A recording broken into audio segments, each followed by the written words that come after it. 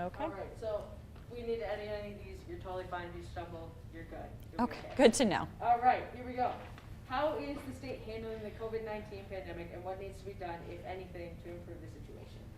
You know, I applaud the efforts of Governor Evers and what he has had to do to lead the state through the efforts through COVID-19. It makes it incredibly difficult when we have a Republican-controlled state legislature that refuses to act in the best interest of Wisconsinites. Essentially, that's put everyone in the middle.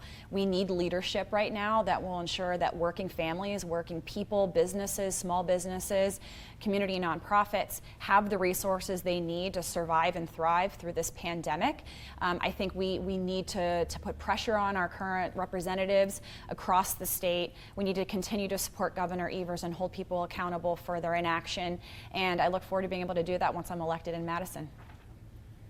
School districts throughout the state have different plans for teaching students this fall because of the pandemic. Some are all online, others have students in school buildings, and then there are those who have a mix of both. Should the state have a more uniform approach, or should it be up to each school district? You know, I'd like to see a better hybrid of both. I think right now every district seems almost on their own to make a lot of these decisions. I know there's been some guidance from the Department of Health Services.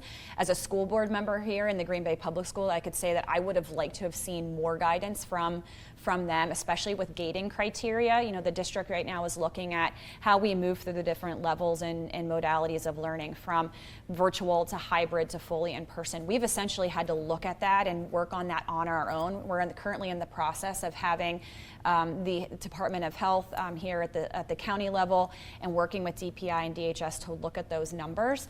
I think what happens though is when you don't have more leadership at the state level, it pits districts against each other, even though they don't want to be. So you have parents and students and teachers and families saying, well, why can that one district do this where the other one can't? There does need to be a level of flexibility though, because we know that we have different students and staff. You know, we serve 21,000 students and 3,000 teachers every single day. That's a different situation for a district that has, you know, 300 kids and maybe, 100 teachers or so forth. So, I think just generally we needed more guidance, but I applaud the district and what we're doing here locally. I feel like it's going as well as could be expected. There's been a lot of discussion about how elections should be held this year, in person, absentee, mail-in. What is your take on that issue? Yeah, I think to keep everyone safe, we're encouraging people as much as possible to vote by absentee. So if you're watching this right now, request your absentee ballot so that you get it in time.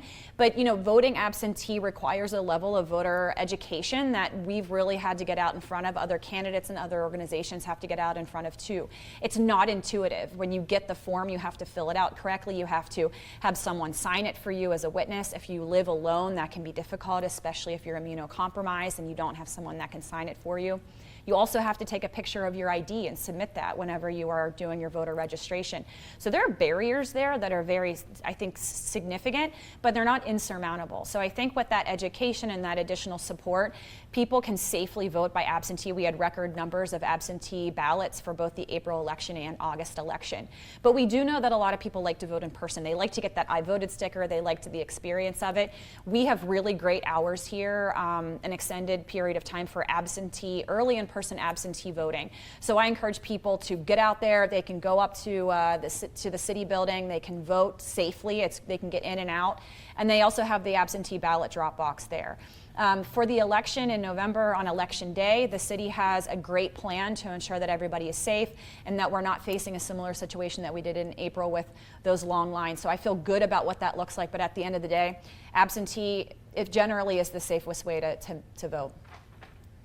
What about race relations? Following the George Floyd death and Kenosha police shooting, what needs to be done to improve race relations?